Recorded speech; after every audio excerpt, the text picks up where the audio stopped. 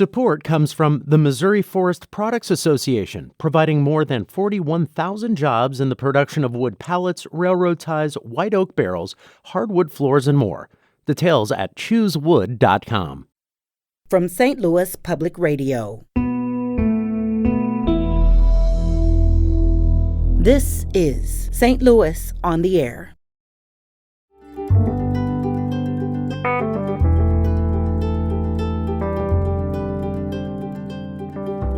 Black farmers have endured discrimination for decades. Federal programs have not treated farmers of color equitably. Empty promises and abusive lending practices are just two examples. Part of the American Rescue Plan signed into law in March seeks to provide debt relief to marginalized farmers, but its success is in doubt. A federal judge has temporarily blocked the effort. Supporters say the program is needed to right historic wrongs. Critics allege creating a federal program that chooses recipients based on their skin color is discrimination. St. Louis on the Air's Paolo Rodriguez has more.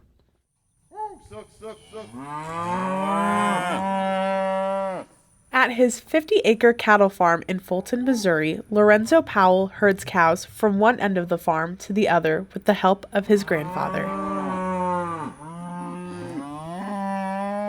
Powell and his grandfather corral the cattle and coax them toward better grazing pasture. While Powell runs to the front to lead the cows, his grandfather uses a pickup truck to push them forward.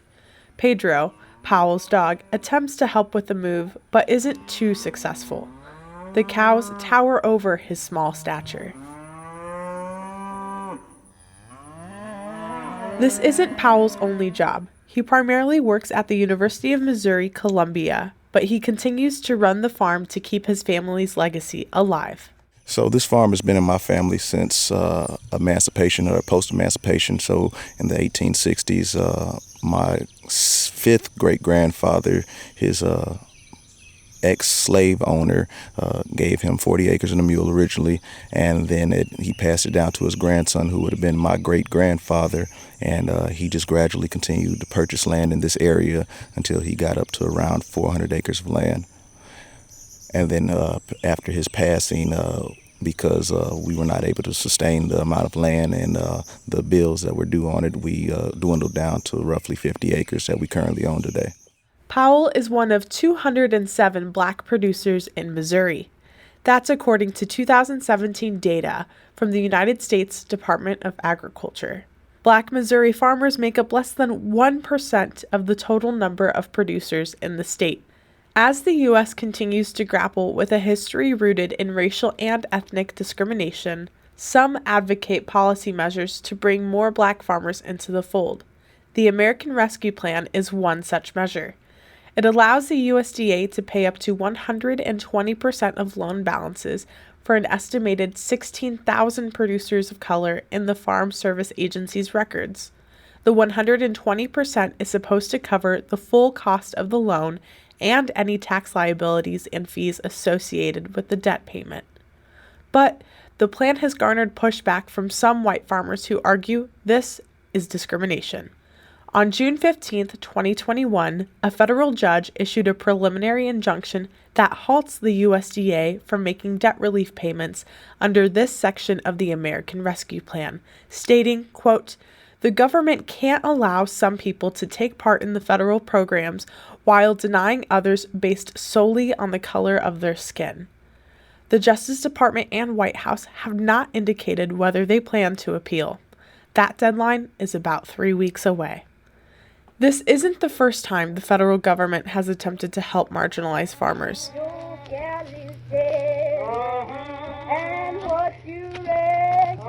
In January of 1865, Union General William Tecumseh Sherman issued Special Field Order No. 15, which promised 40 acres of land and a mule to newly freed African Americans.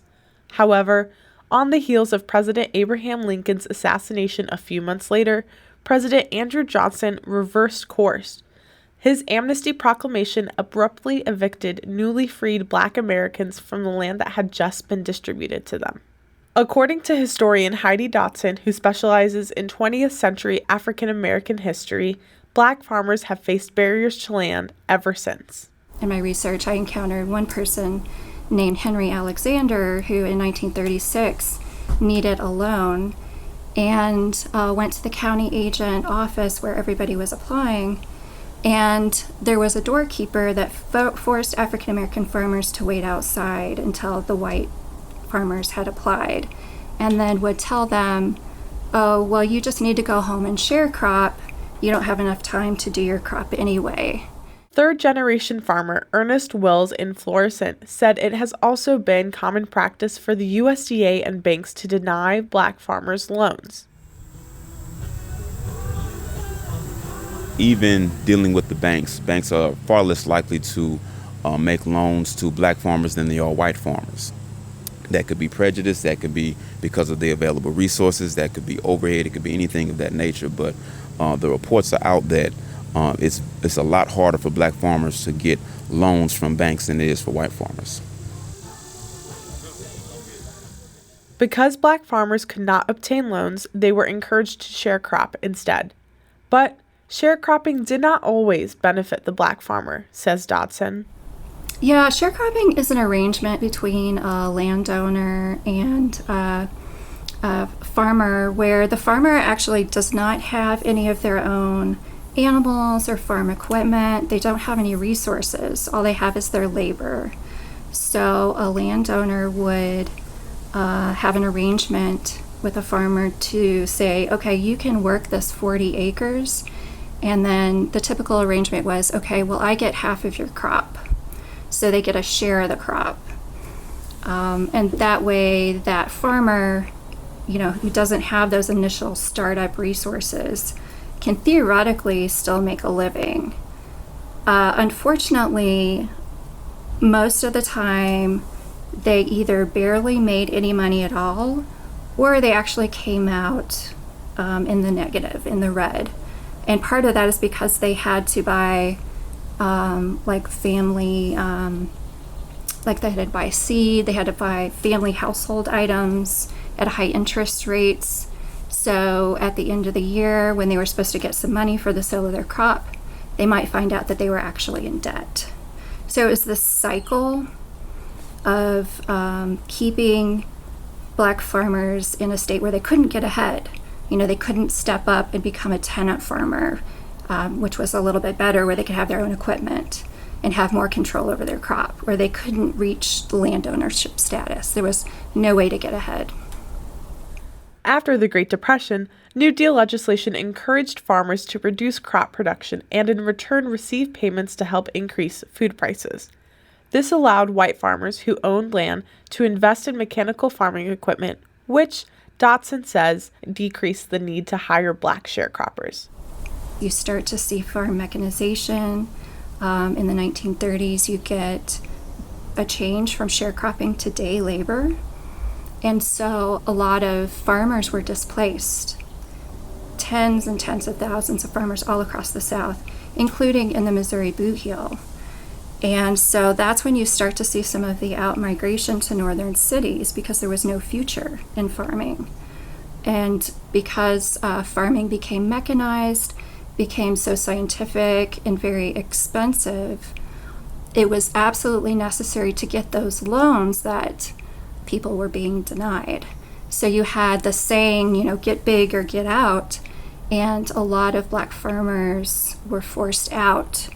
Or even if they had a 40-acre tract, they found it so hard to get loans to expand that they didn't have any choice but to abandon farming. Even after several successful lawsuits against the USDA for discrimination, Wills says Black farmers still face barriers to receive government subsidies. The writing doesn't say if you're Black, you can't get this land. It says that if you haven't been working on this property for X amount of years, then they're not going to make that funding available to you. And so if you have a situation where most of the land is white owned and it's been passed down throughout generations, then of course they'll be on their land longer and they'll be working that land longer. So when the federal government tries to help, Black farmers are skeptical about applying for funds. Florissant farmer David Bolin is one of these farmers. It just always seems like a lengthy process that I really don't personally have time for. I try to find time, but I have two young boys and many responsibilities, and because of that, I don't even stay up to date on what funding is available, and so by the time I had heard about that, it was a little bit late in the game. So I was just like, maybe there's not much time left, and maybe the funding is used up. Some Republican lawmakers, including U.S. Senator Lindsey Graham of South Carolina, consider the debt relief included in the American Rescue Plan a form of reparations. Powell disagrees. I do not think at all that this is a form of reparation towards the black farmer at all. I feel like reparation starts with the healing and mending, and I don't think that could have a financial dollar sign on it at all. So no, ma'am, I don't think that this is reparations. But not all Black Americans think of reparations in the same way. Will says that in order for there to be a level playing field, there needs to be a re-implementation of 40 acres and a mule. One word: reparations. Reparations look specifically like nothing less than the 40 acres and a mule that was promised but never given during the Reconstruction. So either the equivalent of that financially in dollar terms, or the actual 40 acres and a mule. The government has millions of acres of land here in the United States of America that they're just sitting on. Not to mention the fact that they are currently paying farmers not to grow food right now as we speak. And so farmers have reported getting letters from the Department of Agriculture asking them to not grow their produce in order to keep certain subsidies that they're getting. And so the land is available, the land is accessible. We just need to have that transfer of ownership made available. So whether it's 40 acres and a mule or the equivalent to what that is financially today, that would be the bare minimum of what adequate reparations would look like for the black community and the black farmer. Back in Florissant, farmer David Bolin describes what he thinks reparations should look like. I think, people like me and you would have to have access to the funds and the resources and the education that is necessary to acquire land and to know where to buy equipment and where you would even sell your produce and what the laws are. But a level playing field, there'd have to be some land redistribution and a bunch of things that I don't know, a bunch of things that I don't think are going to happen, but would be beautiful. Even if reparations for black farmers isn't on the horizon, Powell has no plans to leave the family farm in Fulton. More so in my blood, something that I feel very closely and strongly to, kind of like a soul tie. The fact that this has been my family, and I feel like it's on my shoulders now to uphold it and continue on with it, and that I am the hope for the black future as far as this is concerned, because we are a rapidly dying species as far as black farmers are concerned. So I feel like it is definitely the weight on my shoulders, not only my shoulders, but other young black farmers as well, to continue on this legacy of black farming. Powell plans to apply for the debt relief included in the American Rescue Plan, even though a federal judge has put a stop to payments, for now. The Biden administration now faces a choice. It can give up the cause, come up with a different proposal, or fight the injunctions with an appeal. I'm Paola Rodriguez.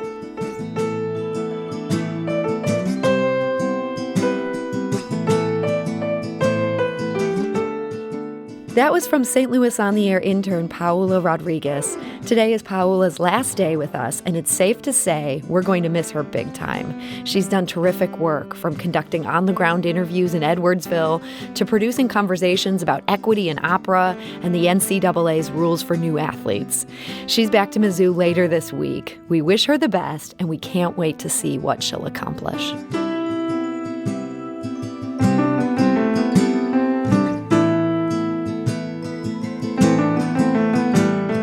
St. Louis On the Air is a production of St. Louis Public Radio. Understanding starts here.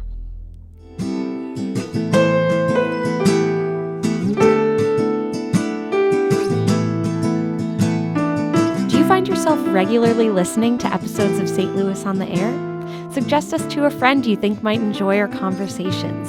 And leave us a review and rating on Apple Podcasts on the App Store. It's the simplest way to help people discover our show. Thanks. St. Louis Public Radio is a member-supported service of the University of Missouri, St. Louis.